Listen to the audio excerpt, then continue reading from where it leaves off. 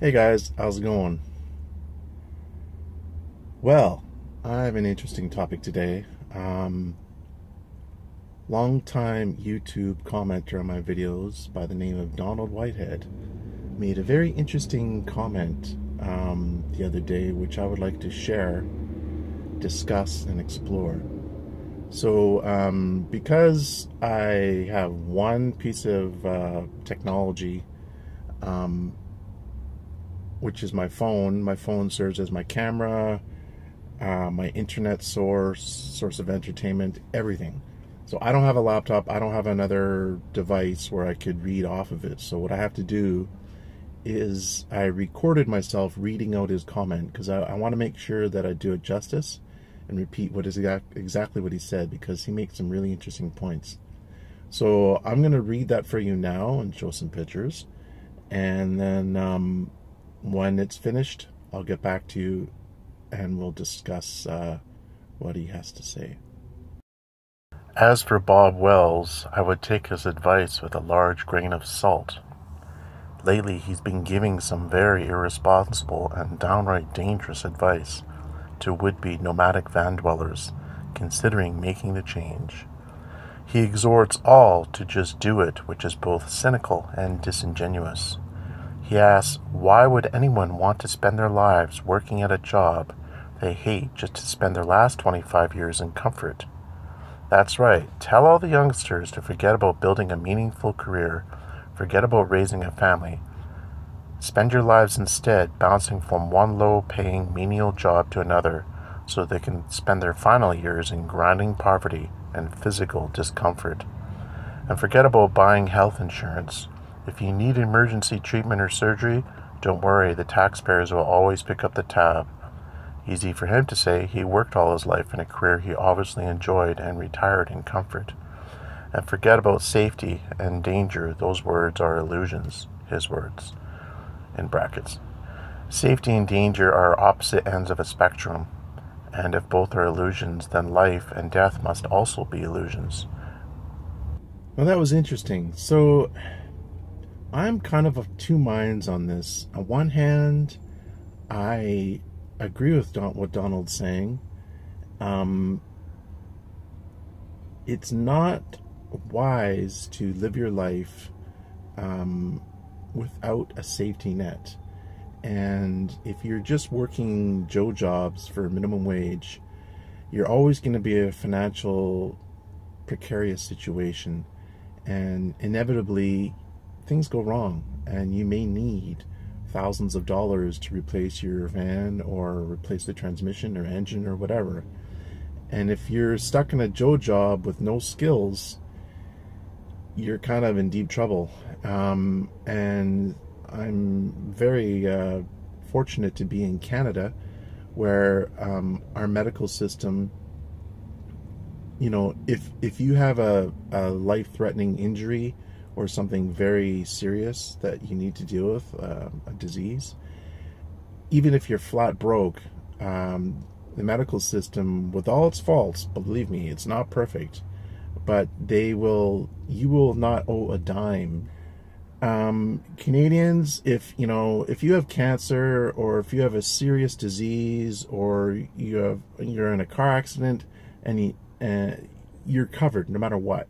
You're going to be covered, and at the end of it, you're not going to owe $10 or $20 or $30,000. You're just not. It's going to be covered. Now, are there long lineups for MRIs and things like this? Yes, there are definitely disadvantages to our system, but overall, I'm happy with it. Now, getting back to the topic at hand, in the U.S., if you're living on low wages, chances are you don't have a medical insurance plan. So that's another thing to consider when living a nomadic lifestyle. If you don't have those things in place, you could be in a lot of trouble. So to any viewers out there who are on the young side, who are thinking of trying the nomadic lifestyle, I would highly recommend to get educated and to have some sort of skill. It doesn't have to be a formal university education, but something where you have skills to offer employers that employers want. This can be in academia if that pays well. This could be as an electrician, or a plumber, or a locksmith, or something where you have specific skill that employers are demanding, which translates to money. And unfortunately, the way the world works is you need to have some money to make your life more comfortable. You're going to have a higher standard of living. So getting back to what Donald was saying, if you just live your life day to day as a nomad, living in a van, and you can't really afford to have a family or a home to raise them in, because you're living in a van, that could have impact on your quality of life. Now, some might say, well, that's a quality of life I want. I don't want the stress of a family or kids, and I just want to be free. And you know what? That's perfectly fine, and there's absolutely nothing wrong with that. However, on the other hand, there is something to be said for family, and it does bring meaning to your life. I mean, I absolutely love my kids, and they definitely bring a sense of meaning to my life that I wouldn't have without them. And it's an amazing experience. So if you've worked your entire life and you can retire in comfort, that's great. And you can enjoy a higher quality of life and be comfortable. I've seen some videos where I think it's actually Bob interviewed this one lady who was living in her car in the desert, and she was living on like $400 or $500 a month, and she was showing her setup. She had like a 4-door sedan, and it did make me sad that this lady had to live like that. She had no money, and she was in her like 70s, and I don't know, man, like it just didn't seem like a good way to live, personally, to just live in a car like that in the desert on like $400 or $500 a month. And what does the future hold for her? It doesn't look great. So that's kind of the downside of things there in her situation. It's a very tough situation. On the other hand, consider the alternative point of view. You work your entire life and you ask yourself why. You're trading your life, your time, which is the one thing you cannot replace. You can always make more money, you can always get another job, you can always retrain, you can always do a lot of things, but your health and time are irreplaceable. So you have to ask yourself, is what I'm trading my life for, my time, the essence of my life, worth what I'm buying? This reminds me of a situation I was in when I was going to university, and I worked at a grocery store, and there's these young guys my age. I was like 22 or something at the time, and they were buying these $30,000 cars, and they're looking at me and going, haha, you take the bus and you have to stand out in the rain. Well, you know what? I didn't really mind, because I had an umbrella, I had a rain jacket. In BC it rains, in Vancouver it rains, so you're prepared for it. And if you have some music or a book or whatever, it's no big deal.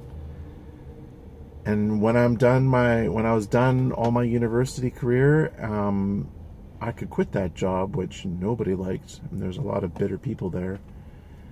They're still there. But I guess what I'm saying is, you have to really think about whether your life is worth trading for those material possessions, the time of your life.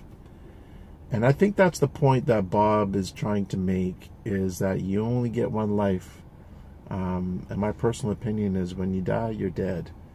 The lights are off, nobody's home, someone took the plug out of the wall, it's no power, you're gone. That's my personal belief. So if that's the case, you know, you got to make the most of your life as much as you can. And it's all a matter of what you find to be important. In Bob's opinion, it's more important to have a long life of pleasure and trying not to work as much to accumulate material possessions.